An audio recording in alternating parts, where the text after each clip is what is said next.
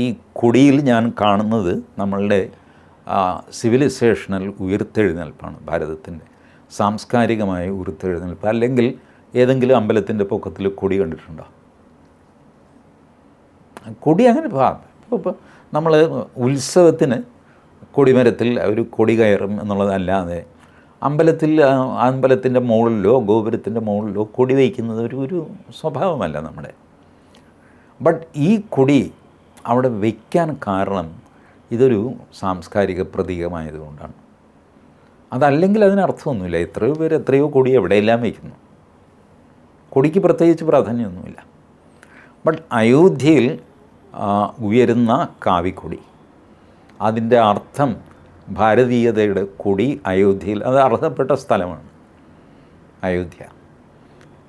ഡൽഹി തലസ്ഥാനമാണ്, ഇന്ദ്രപ്രസ്ഥമാണ്, അതിനപ്പുറത്ത് കുരുക്ഷേത്രമുണ്ട്. ഒരുപാട് പുണ്യസ്ഥലങ്ങൾ കൊണ്ട് നിറഞ്ഞ രാജ്യമായതുകൊണ്ടാണ് പുണ്യഭൂമി എന്ന് നമ്മൾ അറിയപ്പെടുന്നു. ഓരോ അടിയും പുണ്യഭൂമിയാണ്. എവിടെ കാല് വെച്ചാലും അവിടെ ഒരു ദൈവമുണ്ട്. ദൈവങ്ങൾക്ക് അഡ്രസ്സ് ഉണ്ടാക്കി കൊടുക്കുന്നത് നമ്മളാണ്.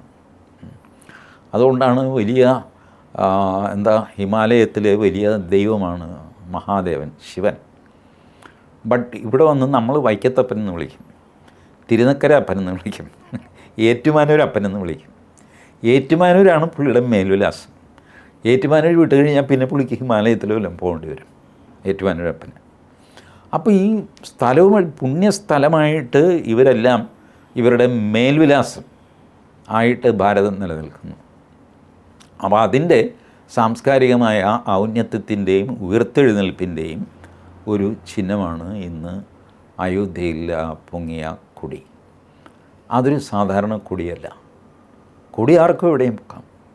അപ്പോൾ അയോധ്യയിൽ രാമക്ഷേത്രത്തിൽ രാമജന്മഭൂമി എന്ന് സഹസ്രാബ്ദങ്ങളായിട്ട് വിശ്വസിക്കുന്ന സ്ഥലത്ത് പൊങ്ങിയ കൊടി ഭാരതത്തിലെ അർബൻ നക്സൽസ്, വിഘടനവാദികൾ, മറ്റ് രീതിയിലുള്ള ദ്രോഹികൾ ഇവരുടെയൊക്കെ നെഞ്ചത്ത് കുത്തിയ പന്തം കൂടെയാണ് ആ കാവ്യ പതാക.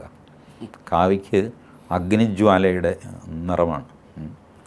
അപ്പോൾ അത് അവർക്കുള്ള ഒരു താക്കീതും രാജ്യസ്നേഹികൾക്ക്, സിവിലൈസേഷനെ സ്നേഹിക്കുന്നവർ, നമ്മളുടെ ഭാരതത്തിലെ പോലെ ഒരു വൂണ്ടഡ് സിവിലൈസേഷൻ വേറെയില്ല.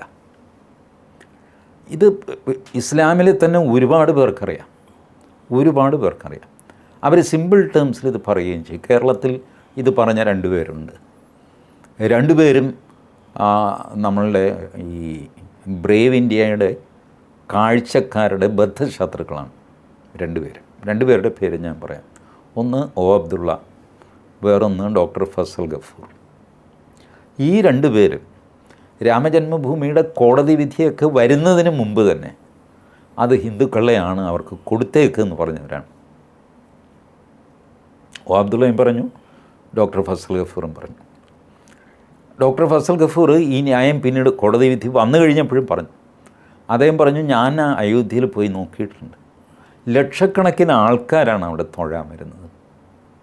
അതൊരു മുസ്ലിം നഗരമല്ല, അതൊരു ഹിന്ദു നഗരമാണ്. മുസ്ലിങ്ങൾക്ക് എന്താ അവിടെ ഉള്ളത്? അദ്ദേഹം പറഞ്ഞു, മുസ്ലിങ്ങൾക്ക് പ്രിയപ്പെട്ട 3 പള്ളിയുണ്ട്, അത് 3ഉം ഭാരതത്തിലല്ല, പുറത്താണ്. അയോധ്യയിൽ മുസ്ലിങ്ങൾക്ക് എന്താ കാര്യം? അവിടെ ഒരു പള്ളി ഉണ്ടായിരുന്നു എന്ന് തന്നെ വയ്ക്കുക.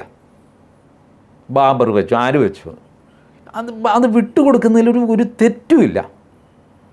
അത്രയ്ക്ക് ഹിന്ദുക്കൾക്ക് പ്രിയപ്പെട്ട സ്ഥലമാണ് അയോധ്യ. ഇത് രണ്ടുപേരും സമ്മതിച്ചു. മുസ്ലിങ്ങളുടെ ഒരുപാട് പേര് ഇതിന് തയ്യാറാണ്.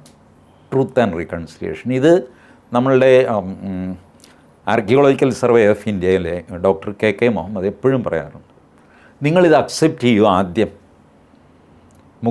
മുസ്ലിം ഭരണാധികാരികൾ നാശനഷ്ടങ്ങൾ ഉണ്ടാക്കിയിരുന്നു, ഹിന്ദു ക്ഷേത്രങ്ങൾ നശിപ്പിച്ചിരുന്നു എന്ന് നിങ്ങൾ സമ്മതിക്കുക.